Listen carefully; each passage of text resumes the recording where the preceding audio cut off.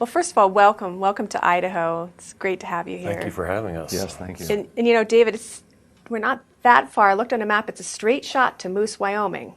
That's right. And I understand you were a DJ there. I was. KMTN. Okay, I wondered if it was K-hole because those are the greatest letters, Yeah, station K-hole. call letters. Wasn't K-hole though, right? It wasn't K-hole. I was a little worried about working for a place called K-hole. Yeah, it was KMTN, the mountain. Those are other good call Is that how you letters. say it? Yeah. Well, I tried to go as deep as possible. So that's where the character the mountain comes KMTN, from, right? the mountain. Well, that and George Martin. He's from Wyoming. But I did the graveyard shift from midnight till 6 in the morning. And so it inspired some of the very frigid scenes in Game of Thrones. your time in Moose, Wyoming. I guess so, and City of Thieves. I guess, yeah, there's something about snow, ice. Snow yeah, and ice. There's something appealing about it.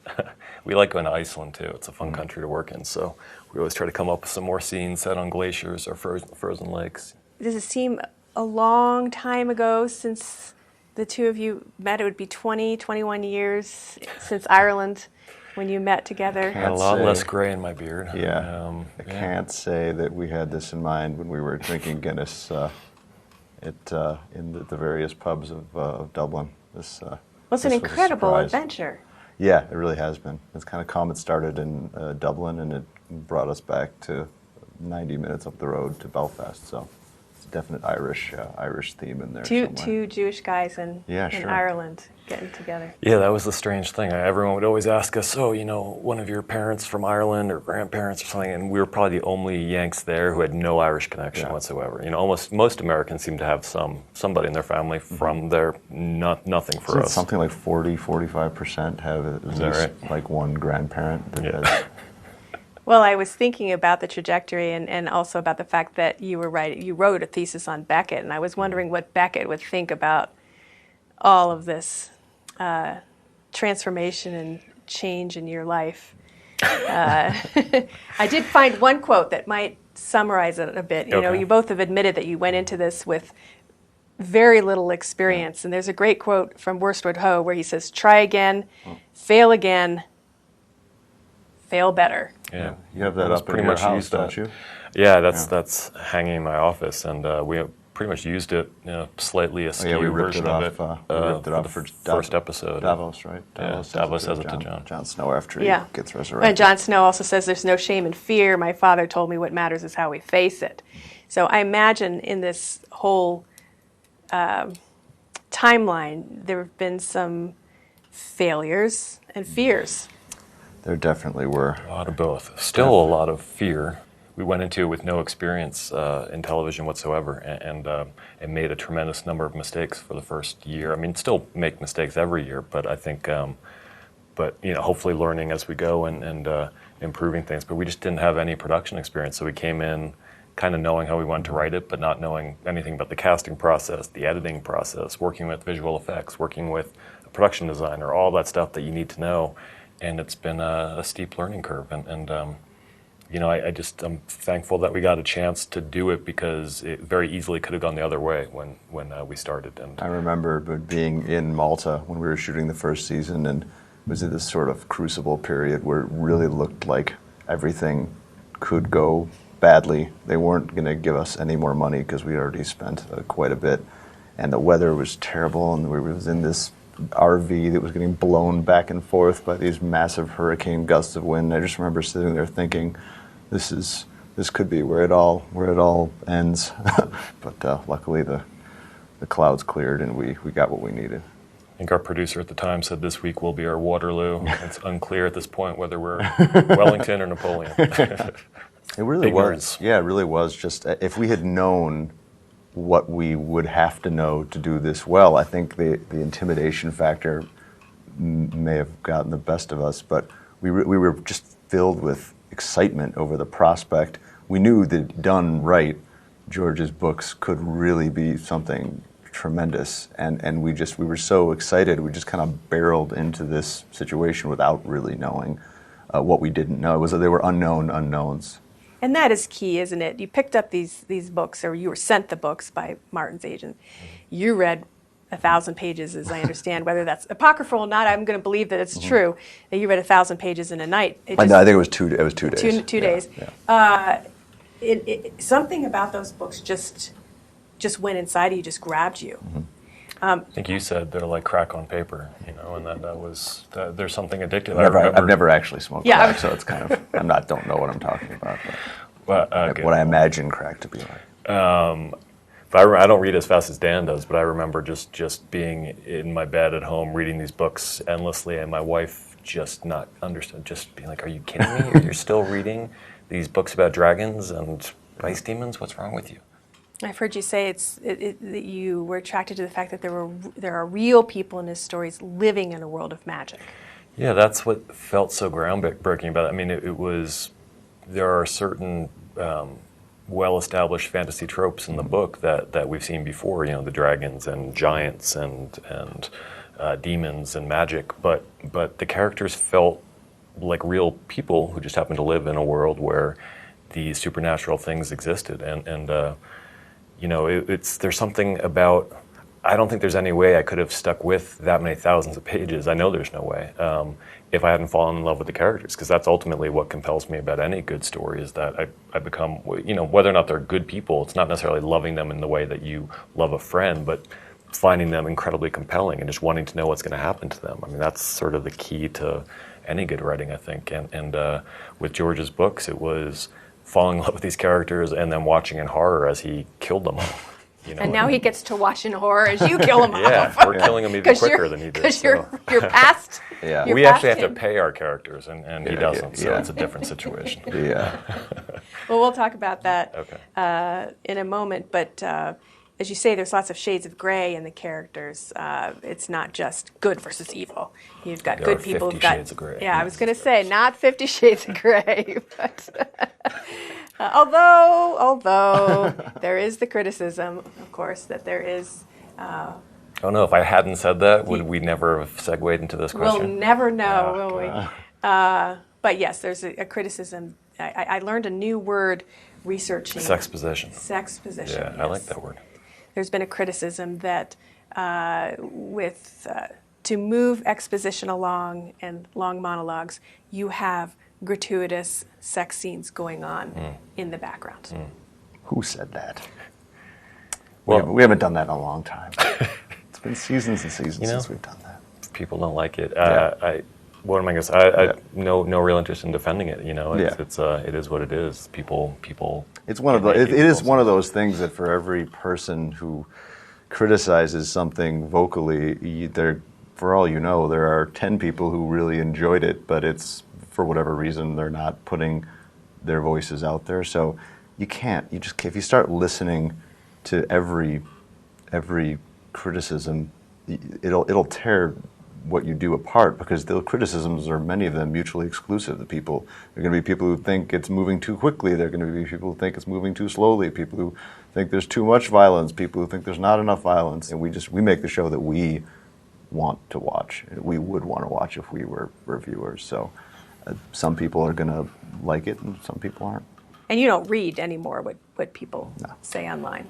No, I mean, when sometimes if there's a huge hubbub or it becomes like a front page story, which has happened, it's almost impossible to avoid, or well-meaning friends will send you, say, oh my God, did you see this? And you think it's going to be something great, and you hit a link and it says, something really Senator horrible. Claire McCaskill says she's never going to watch your show again because she is upset by the number of rapes in it. Right. Mm-hmm. And that was a very strong thread in the news for a while. Mm-hmm. We've somehow survived Senator McCaskill's defection. Yes. So, I just fundamentally disagree. I think the idea that depicting a brutal crime indicates endorsement of that crime is ridiculous. Mm-hmm. And so that's all I'm going to say. I disagree. It's arguable that the sanitizing representations of violence is more harmful than more graphic depictions of violence that make you feel the way violence probably should make you feel, which is uncomfortable and horrified. And we tried not to put it in a cartoony place, because that's not what the books did. That's not what history is about, and it just seems fundamentally dishonest to to us to have violence depicted that way in a more stylized, less gritty way. Yeah, honestly, I feel like it's an absurd criticism. I think you go back to any book that I find is memorable that deals with violent subjects, and the graphic scenes in Dante's Inferno, the graphic scenes in the Bible, they're not on screen. Obviously, there have been screened adaptations, but just because they're not on screen doesn't mean that they're not describing unbelievable atrocities. And this is a very violent world that George depicts in his world, and it felt fundamentally dishonest to us, as Dan said, to approach it without being honest to that. And that was part of our initial pitch to HBO. This is not Tolkien in a kind of sexless world where, as far as we know, the hobbits have never once contemplated anything erotic. It's just not this world. And this is a world where it's not humans against orcs, it's humans against humans and doing horrible things to each other. And that's the story. And I totally understand that some people aren't going to want to watch that story and that the violence level is too much for them or the sexual level is too much. But, luckily we live in a world now where there's something like 460 scripted series on air every year. And there's a great variety of choice for people. So nobody's forced to watch it. And there are people in my family who don't like the level of violence and don't want to watch, and that's absolutely fine. When you do meet somebody, well, let's just say it's your grandmother. I don't know if she's still around, but if you were to describe this series to your grandmom, what would you tell her it's about? See, my grandmother, neither of my grandmothers are with us any longer, unfortunately. One of my grandmothers would have loved this show because it was her bookshelf that had all the steamy books on it that I would sneak off the bookshelf and look for the naughty bits when I was 10 years old. I guess I would tell her it was more like she was a big fan of the James Clavell books, and I would tell her it's a lot more like a James Clavell book with bits of magic around the edges than those fantasy books that maybe she'd seen at the bookstore and walked past on the way to the James Clavell books. My grandmothers are not around anymore. I did make the mistake of watching one episode with my mom, and it was Joffrey, the evil prince, is doing something horrible to a prostitute, and I would say, that was a definite mistake. But she loves the show, and I think obviously she's a biased woman, but it's been fun to see people like our four parents, who are all in their 70s, right? And who you wouldn't think of as fans of this kinds of thing, really becoming obsessed with it and getting text from my mother with "OMG!" 3 exclamation points after some big surprising scene. It's like, Mom, it's when you start texting like a 12-year-old. Yeah. Season 6 has gotten so many accolades and amazing performances by very strong women. And there's also been the question of whether you did respond to any kind of criticism about. Now, I mean, when we were plotting season 5, we've been talking about the end game and the end point for years, ever since we started. So all for Sansa is just one example, where she was headed, or where Cersei was headed. These were all things that we had discussed at length before writing or shooting season 5. Season 5 was the trajectories of the characters through this previous season were already aimed at the current season. So it wasn't in any way a response to we don't. It's not writing with a committee of 2 people or 4 people is something you can do. Writing with a committee of 1 million people who you poll for every decision online to my knowledge, nothing good has ever been done that way. So we really that's not how we work. The easiest way to look at it is we finished our outline for season 6 in early February. Yeah. And the show didn't air, season 5 didn't air until April of that year. So all of season 6 was mapped out in incredible detail, and we didn't go back and make changes because of criticism for it. As Dan said, everything where Sansa was going, it just wouldn't work. I mean, I think the reason this season worked for a lot of people is that things kind of clicked into place that had been set up for a long, long time, for many seasons, and it just doesn't work if every year we started fresh and thought, okay, now where are these characters going to go this year? It has to be. It's the kind of story that just needs a long-term plan. And you guys, know where you're going. I mean, you're writing or have written where we're the going. end by now. We haven't written it. Close We've to it. talked it over a million times, and yeah, I mean, we could write it. We know enough about it now that we could write the final episode today if we had to, and you know, so we know where we're heading, which is, again, I can't start a book if I don't know where it's going to end, and it's very hard to work on something this big if you don't have a sense of direction. One of the things I found interesting, I really enjoyed your book. We have it here, City of Thieves, and as I thought about Game of Thrones, coming at it as a newbie, you know, and trying to understand it, it seemed a lot like a big game of human chess, which I never really understood chess that well. My brothers are really good at it, so I'd watch them, but the queen obviously is a powerful piece. And chess figures in City of Thieves as well. Yeah. So I'm wondering if that, some of the plotting does remind you as well of a great big human game of chess. Yeah, absolutely. I mean, I also am not a good chess player, but I grew up with an obsessive chess-playing father who's got, you know, all his bookshelves are filled with chess books. And I saw when I took my son to New York and we stayed with David's parents, and he has thousands of chess books. It's another language. It is another language, which I've never really learned to speak, but I've always been fascinated more as an abstraction than the actual game. I mean, Dan's 8-year-old son could beat me.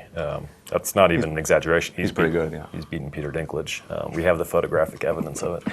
So, but yeah, it's very much, and I think that comes from George's books. You know, the sense of characters trying to play each other, and there's a very specific reason he chose the title Game of Thrones. And that's why, even though it's not the title of his entire series, it's just the title of the first book, we thought it was the best descriptor of the entire show. And so that's why we chose Game of Thrones for the series title, as opposed to, I guess, The Song of Ice and Fire. Mm-hmm.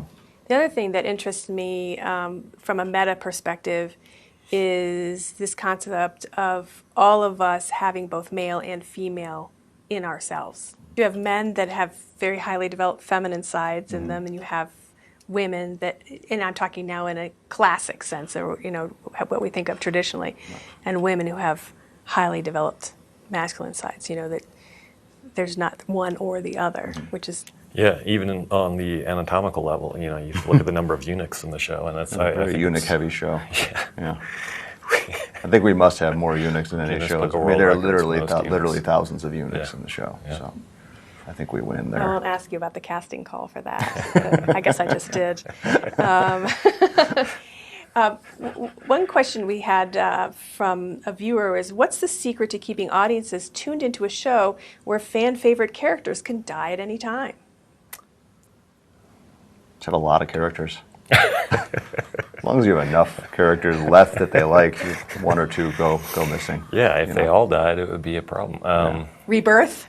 Yeah, that helps. Make the show a lot easier to produce. Yeah. I mean, it's a tough question. It gets to the heart of, you know, I think it goes back to the books also. It's first of all, as Dan said, there are many characters. So it's not just, you know, the first season Ned dies, but there's still a great number of characters that we love. The Red Wedding removes 4 or 5 characters that have become beloved from the board, but we still have Arya, we still have Jon Snow for a while.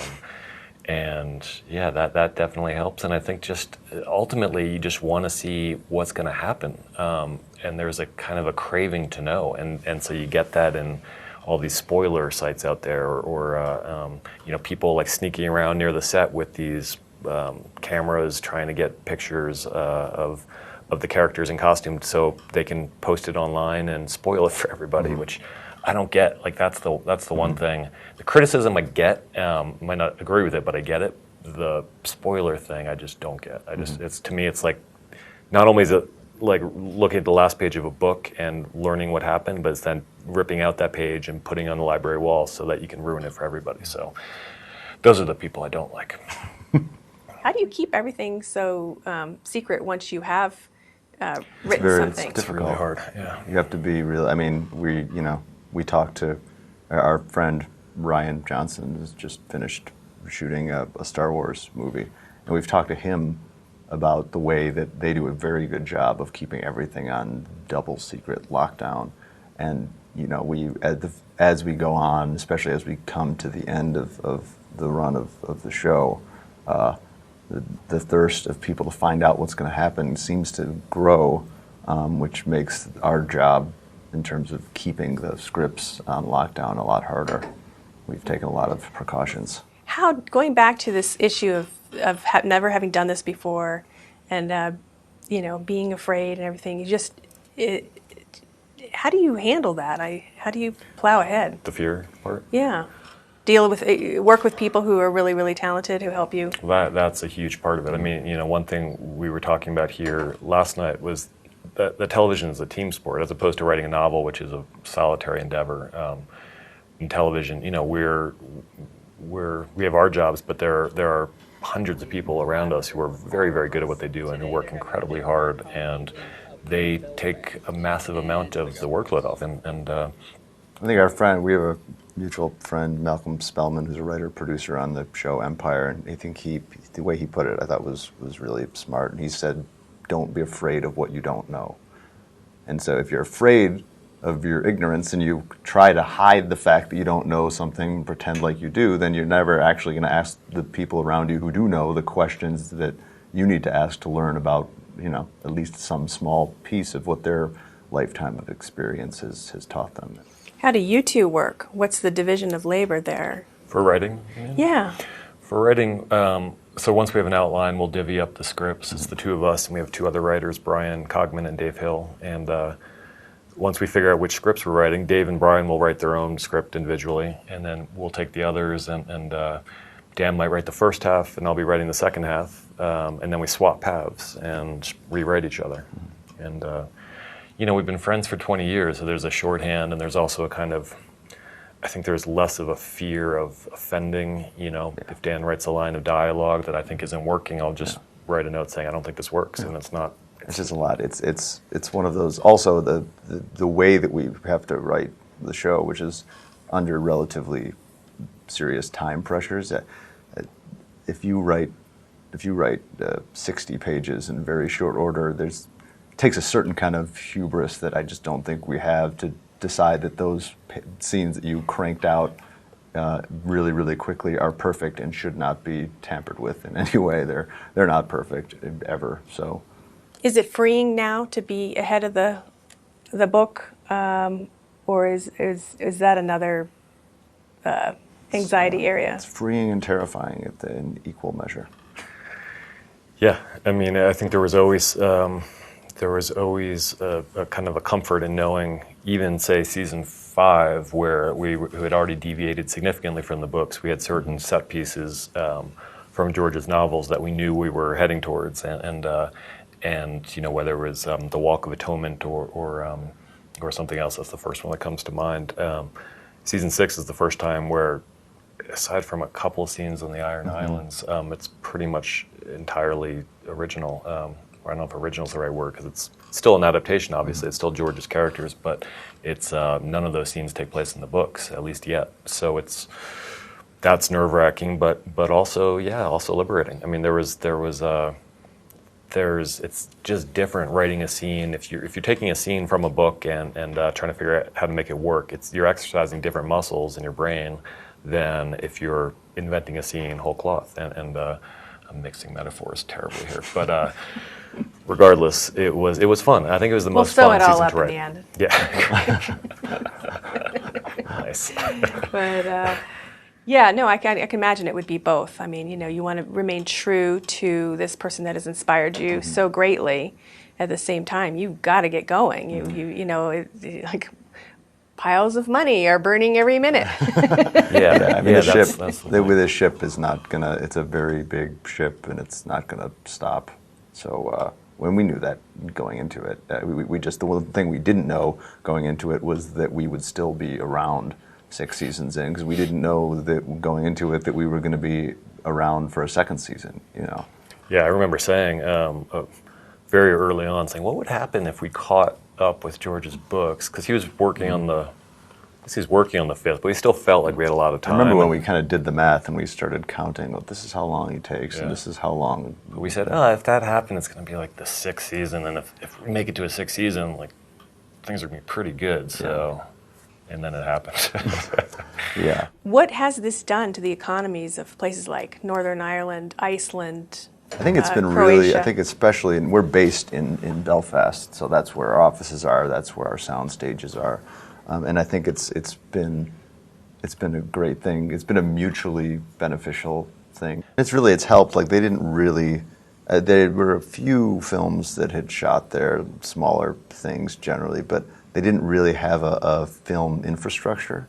And over the course of the show, the Northern Ireland screen's been wonderful in building us new sound stages, and this crew that started out just like us, many of them as the local hired crew, as people who've never done this before. Now many of them have been working constantly and trained up as very, very professional, film workers in all of their different specialties. So it's kind of, Belfast is a great place to make films now, and there's a much deeper base of knowledge amongst the local, all areas of the local crew base than there was before. Hopefully that'll be the long-lasting impact. Is as Dan was mentioning, changing the perception of it, where I don't think people really thought that much about shooting in Northern Ireland before. I mean, there have been a few small things, but now it's a real. People really think of it as an alternative to shooting in England or shooting in the Republic of Ireland. And whereas before, if you mentioned Belfast, I think people thought of the Troubles. Now they realize that's not what Northern Ireland is anymore. I feel safer there than I do in Los Angeles, honestly, and it's much safer there. And it's a beautiful place to work. I mean, you're so close to so many gorgeous locales, whether it's a stony beach or an old-growth forest or these glorious mountains, and it's all accessible, within about 45-minute drive, which is great for a film production because you're not hauling all your equipment, halfway across the state or the country or whatever it might be.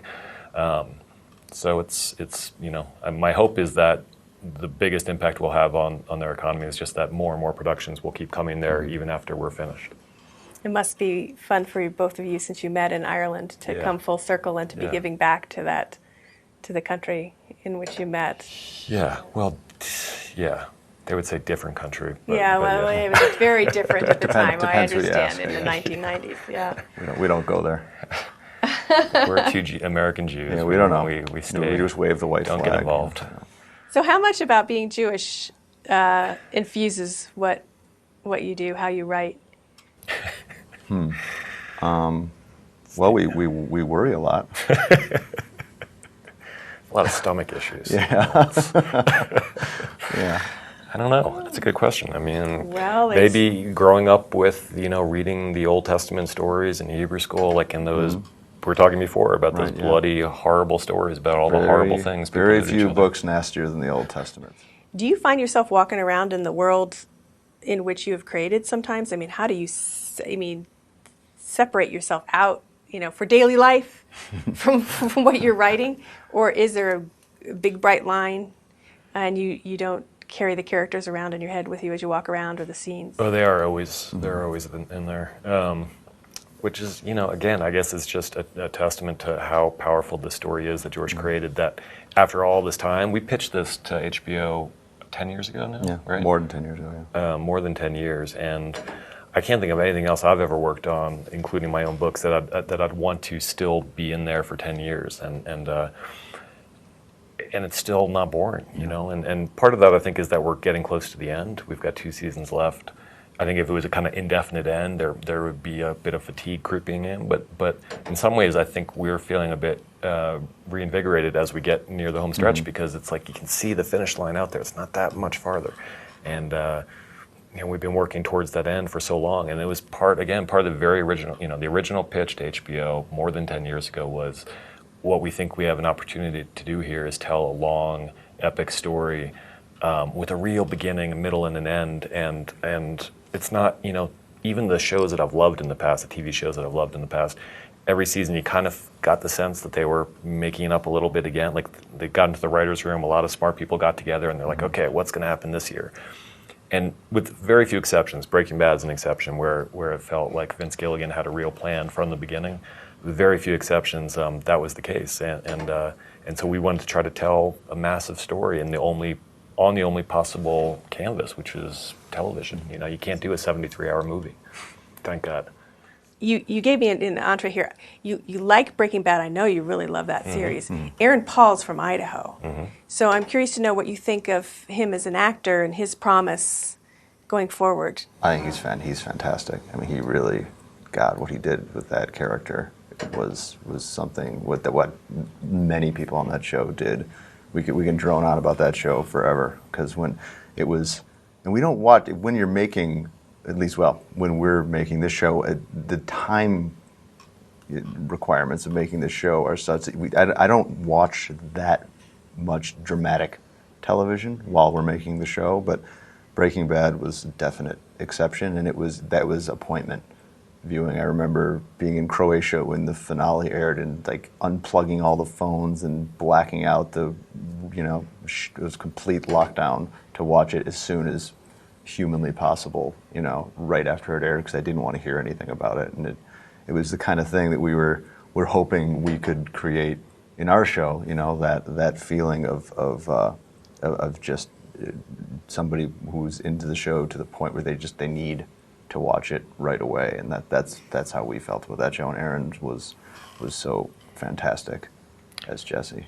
Yeah, I mean, we're here at a literary conference, and even though people talk about a golden age of television, there's still literary people don't think of television as an intellectual enterprise, rightfully so, I think, for the most part. But there are certain stories that have been told on TV in recent years, Breaking Bad, The Wire, a few others, that I think belong in that same, they have that kind of depth and that kind of, brilliance of storytelling. Well, it'll be interesting to see where he goes. He's from a very small town outside of Boise. Aaron Paul is. Yeah. I think he's going to be okay. He's such a talent, and apparently we have friends who worked with him. He's apparently a real pro. And he's one of those guy, people that you never hear anything but kind words about, which is not always the case. If you're that good and you've got a head on your shoulders, you're going to be okay. I have to ask you about your actors and watching them grow up, some of them in some instances. You have some amazing actors, not the least of whom are some young women. Mm-hmm. Yeah, that's the craziest thing when I'll watch scenes from the first season. I mean, you don't realize it because you're spending time with them, half the year with them every year. But you go back and you watch Maisie and Sophie in the first season and Isaac, and they were just little kids, I mean, Maisie even the pilot, which was a year before we shot the first season. And Maisie looked like she was 7 years old when we started shooting, and now she's this amazing woman, and it's crazy to think that we've been doing this, and wonderful to think we've been doing this for so long enough to watch them turn into the people, the actors they become and the people they become, because they are, all of them, just absolutely phenomenal human beings. Yeah, I think that's the part that I've enjoyed the most. And we were talking before, all these things that writers don't get to do in movies, like the casting. And I was talking to a theater director last night. Another great thing about this writers' conference is you meet all these people we'd never get to meet normally. So Kieran, who runs the Irish theater company in New York City, and we're just talking about how casting is everything. I mean, it just doesn't work if you don't cast it right. And it's so frustrating as a feature writer just to see characters that you've either created or put on page from an adaptation, and they're not cast right. It might be a very good actor they put in the role, but it's just not the right person for that role. So to be able to fill these roles with people that we actually met, we could sit down with, that we knew, or as Dan said, you don't ever know for sure, but you had a really good feeling. And I just remember the first time we had already hired Maisie, I guess, and we were looking for Sansa, and we made Maisie read with Sophie as a chemistry read.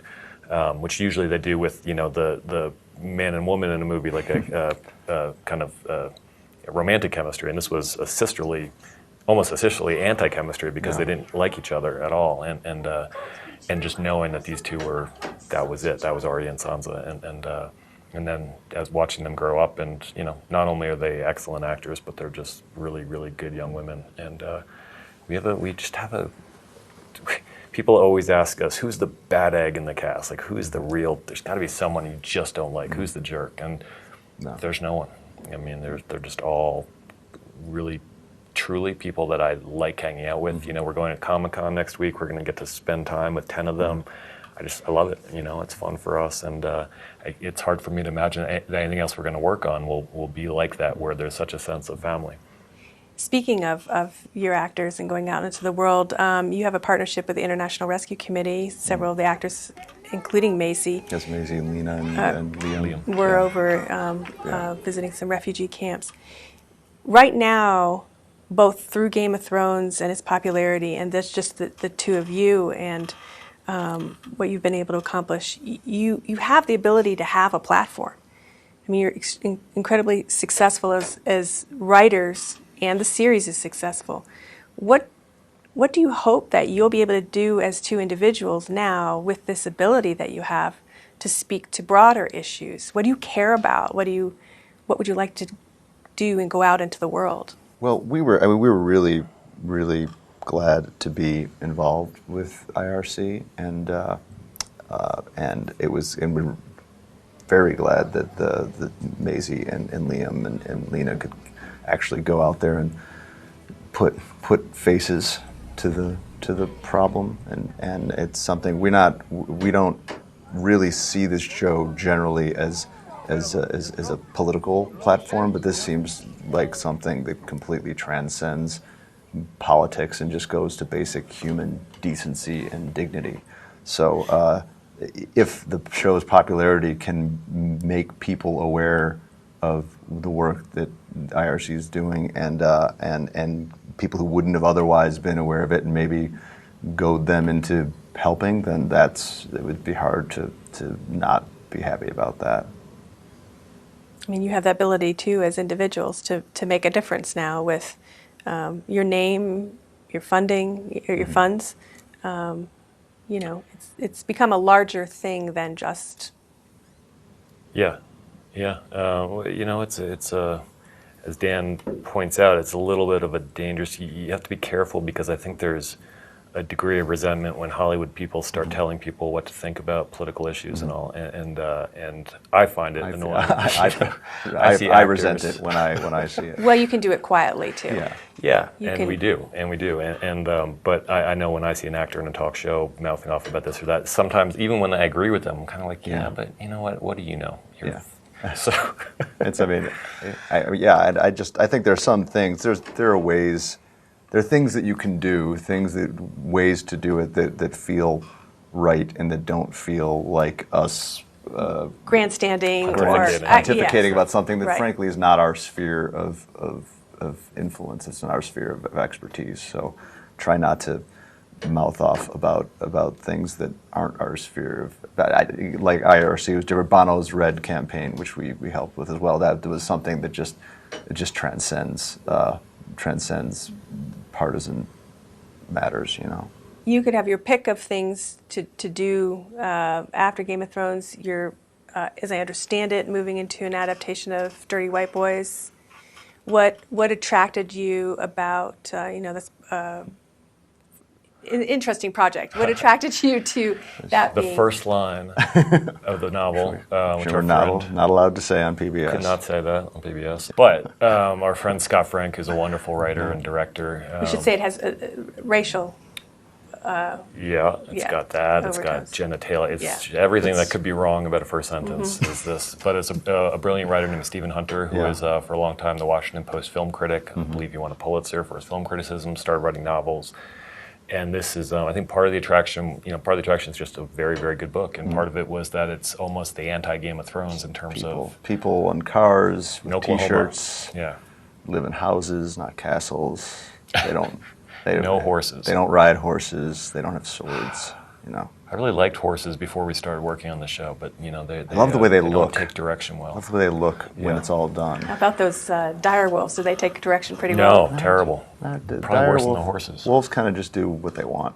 We have the wolf trainers are really, really excellent, but they're wild animals, and they're you can't train a wolf to do the things you can train a Jack Russell Terrier to do. It's just literally not in their DNA. And you can't ride them. So we have these amazing riders led by Camilla Napris, our horse mistress, and the incredible things they can do. Not only incredible to look at, but also that no one gets hurt, the rider or the horse. And with a wolf, it's you don't have that kind of human-wolf interaction. We can't really have people interacting. Well, first of all, the wolves need to be blown up, scaled up with visual effects to like about half again as big as they are So the wolves are, and for safety reasons, the wolves can't be in the same space as actors. So it makes it every wolf shot you see is a visual effect.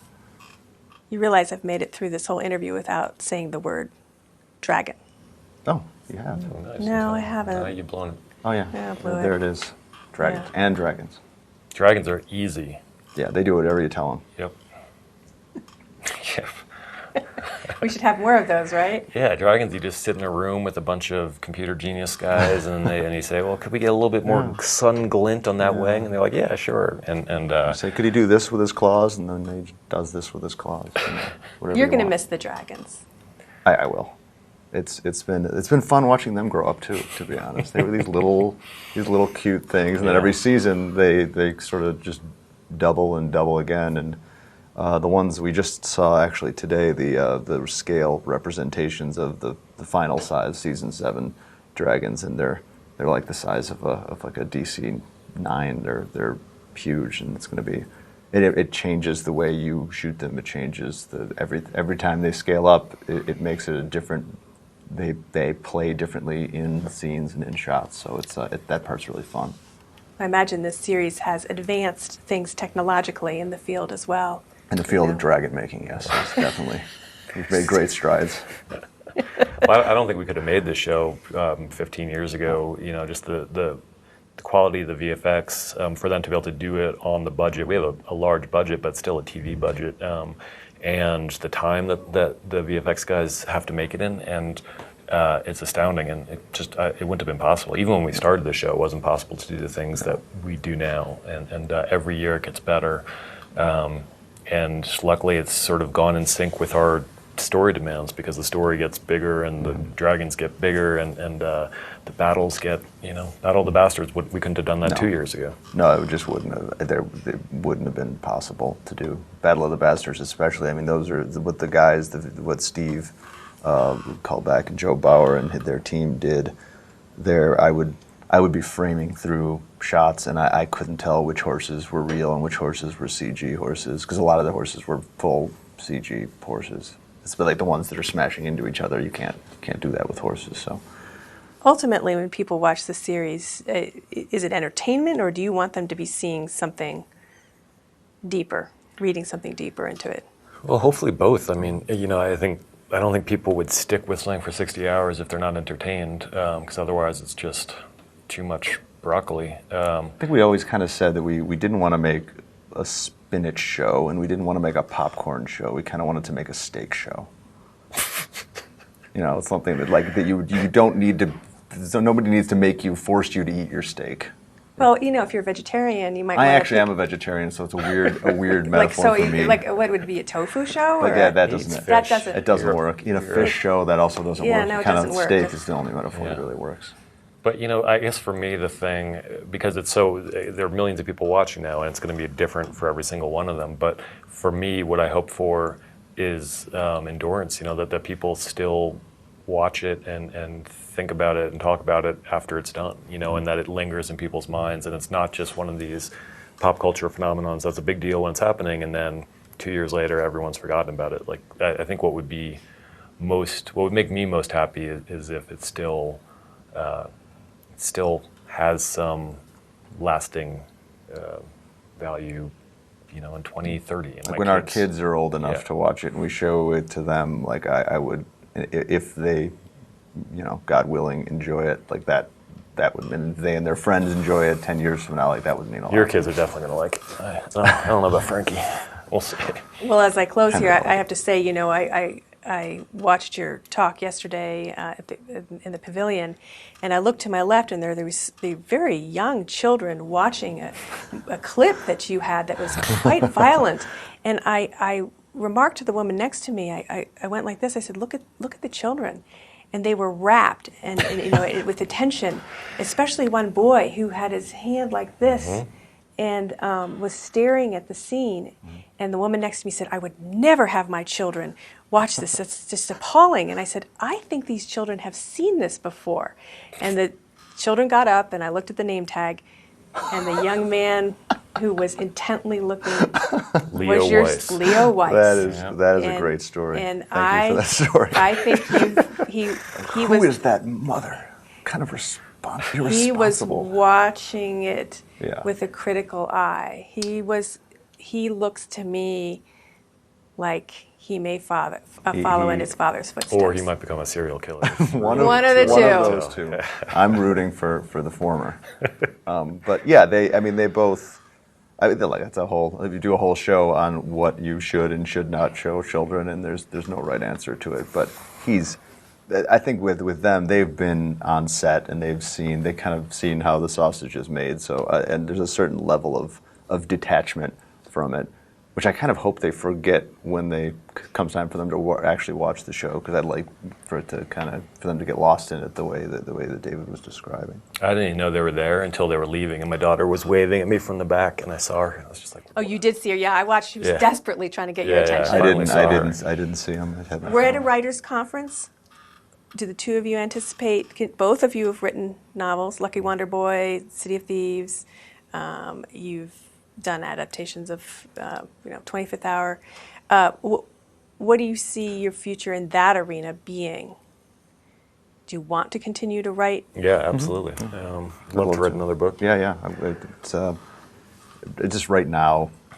This is especially with this show. It's such a totalizing effort that it's impossible to really think about the kind of in-depth thinking you need to do to write a book. It's just not. It's not possible. That's now. both of your background is in Yeah. in that arena. Yeah, which I think is a valuable thing for people adapting novels, because I mean, if nothing else, just having a certain sympathy for George's role as the creator and how hard it is to let go of you create all these little babies, and now we've kind of grabbed them and run away with them and are doing terrible things to them. And once again, I've got this extended metaphor that's just, there's no clear destination for it. But I think sometimes we can talk to George and just have a conversation that probably makes more sense to him, or we're better able to speak to him as people who have written books before, not just Hollywood creeps. Well, Or only half Hollywood creep. Yeah.